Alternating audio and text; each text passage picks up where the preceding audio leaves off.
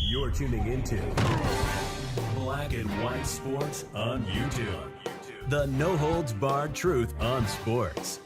The main event starts. All right, Black and White Sports supporters. Well, my goodness. We all know that at ESPN, there's definitely an anti-Caitlin Clark faction there. It's hard to believe that it comes out of our mouth that Stephen A. Smith is one of the most staunch supporters of Caitlin Clark. But even him realizes I can't exactly fight something that's this obvious to everybody, how good she is, how much credit she deserves for everything that she's done for women's basketball, women's sports, really. But Elle Duncan, well, she has come out with one of the worst sports takes you will ever hear in your entire life, and the anti-Caitlin Clark agenda and bias is quite real. And of course, Ken Swift shared this, and there's a lot of reaction to it. Look, I said months ago, maybe the season might have still been going on, that I thought she would win the MVP this year, Caitlin Clark. And now Elle Duncan's coming out and saying, well, yeah, she might win it. But if she does, it won't be for the reasons that you think, number one of those being she deserves it. I mean, what are we doing here? So there's a video to this, and it's from, I guess, her podcast. God help us all. Here we go. A question for you, and you tell me, and then we're going to run the tape and see if you were right. Perfect. 7 months from now in October when all these things are crowned. Perfect. I feel like I know where you're going to go with this one. Caitlin Clark will win MVP. That's a fact. Elle, she was as close to the second best odds to win it last year. And I think after we came out of the All-Star break, she had a couple of games where I think she was sort of like the favorite to win MVP. And this was no disrespect to obviously Asia Wilson or Nafisa Collier, and obviously Wilson, pulled it down the home stretch and got another one. But Caitlin Clark being in that very, very short list of second best odds, third best odds, and I think that's where she actually finished in her rookie season. Yes. New coach, new veteran players, yes.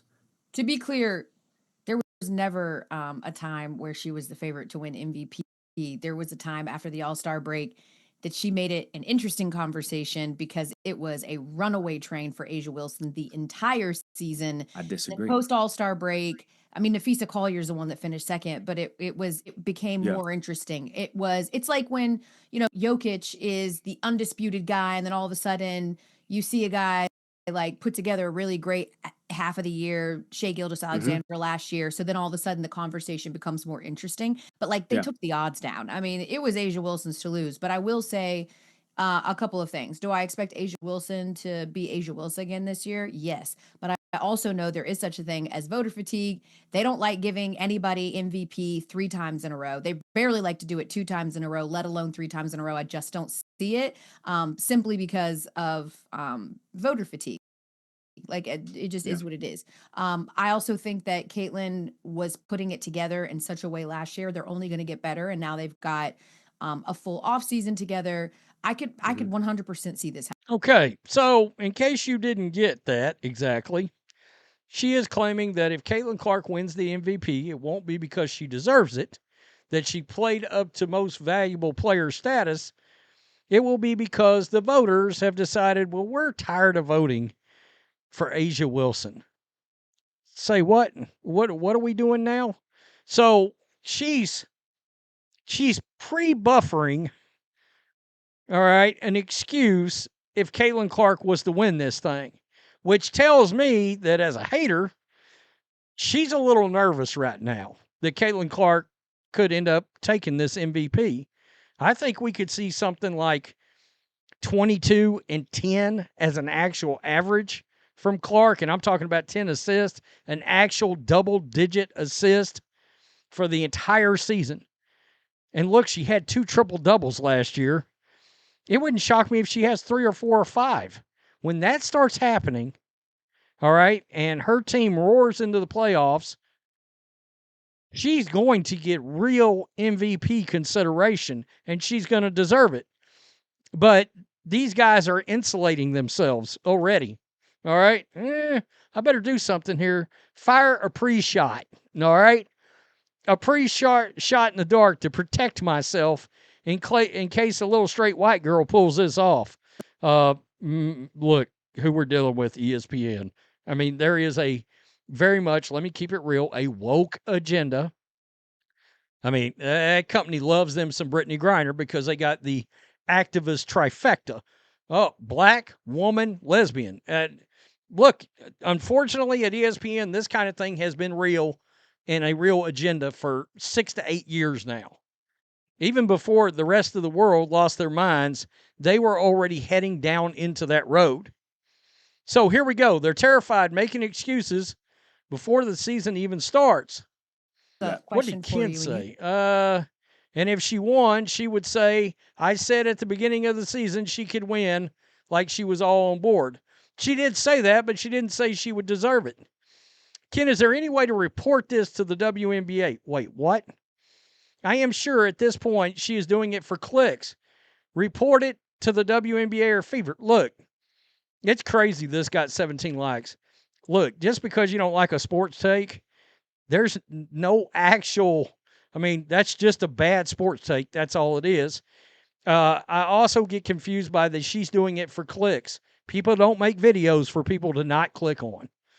I mean, that drives me nuts, actually. And I understand this person is trying to defend Caitlin Clark, but, I mean, that stuff, that's Angel Reese kind of fan stuff right there. Let's report it. No, it's just a terrible take. And Ken Swift recognized this. ESPN is facilitating all this. This is good for the W. It just infuriates us fans. Yeah, it infuriates the fans. It's a terrible take that's got agenda behind it. But it's still just a take, and it's a bad one. The Wilson MVP train left the station before the season even started. Yeah, absolutely. This will get it started, all right? And they will do everything in their power. Voter fatigue? I don't think so. Maybe in other sports, but Asia Wilson is so insulated by a certain group of fandom, the old fandom out there, they will make it an agenda for her to win this thing. I kid you not. It's crazy. Why so much hate from CC from Ellie? Can't we just be fans, right? Well, they're not paid to be fans. I mean, that's we got to remember that. I mean, she must have some deep-seated hidden reasons for hating a player like CC. She absolutely has agenda, and so does ESPN. That is a fact. But at the end of the day, they're not paid to be fans of these players.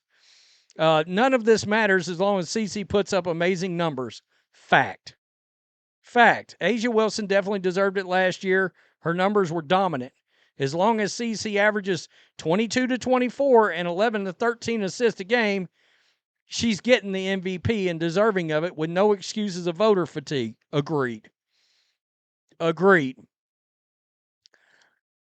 God, I hate Elle Duncan, ESPN with a passion.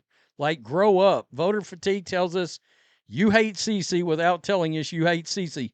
She does not like CC at all. No doubt about it. And I believe it's agendas for other reasons that aren't basketball related.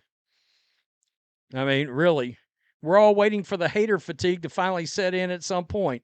It won't. I mean, the season's getting ready to start, and they're warming up real good. Do these crazies ever listen to themselves? Yeah, sure. Look, behind the scenes, they're getting praised by their bosses for this kind of thing, right? It juices everybody up. Voter fatigue. What's she going to say when Caitlin wins MVP 5 times? It would not shock me if she wins it five times. Her bitterness and resentment grows every day. At this point, she's just plain embarrassing herself. Yeah, I mean, what can you say? It's shocking Elle Duncan take. Yeah, and that's sarcastic because it's not shocking at all. I mean, honestly. I'm going to say it. Joy Reid her ass. Fire her. Wow, they don't waste time. Elle Duncan can't help herself throwing shade at Caitlin. Well, it won't be the only time we hear it this year. It's going to be continuous, and it's going to be on a daily basis. This seems to be what this league is, to be honest with you. I had a couple of people, and I've seen it before, but I noticed it the other day.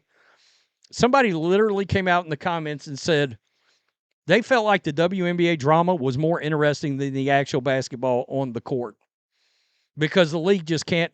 The people that run this league, the media associated with, they can't help themselves. They cannot help themselves.